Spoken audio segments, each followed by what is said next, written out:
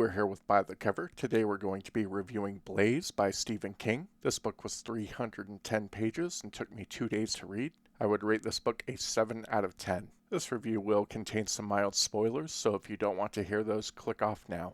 Blaze is more of a character study of a mentally challenged individual named Blaze and his journey into a life of crime. I believe Stephen King has said that this was inspired by Of Mice and Men. It was a pretty short and quick read. First of all, my likes with the book.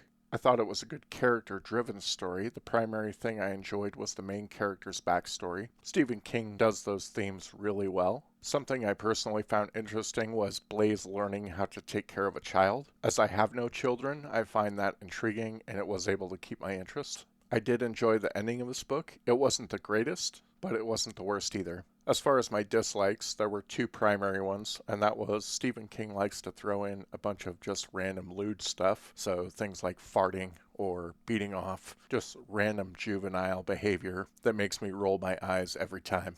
Just as annoying, he likes to interject random politics into the story that don't really serve the story and have no real bearing on it. Again, this just comes off as annoying. I don't want to read about politics in any fiction book that I'm going into unless it's part of the system of that world, but it just seems to be reflections of things that he wants to talk about or get across. And the most minor of my dislikes is just that there's no real strong antagonist. It doesn't feel like this is a book with the primary character against anyone, really. It's just a telling of what's going on in his life and how he got to where he is. It's not necessarily a bad thing, but just be aware of it. So overall, I did enjoy reading Blaze.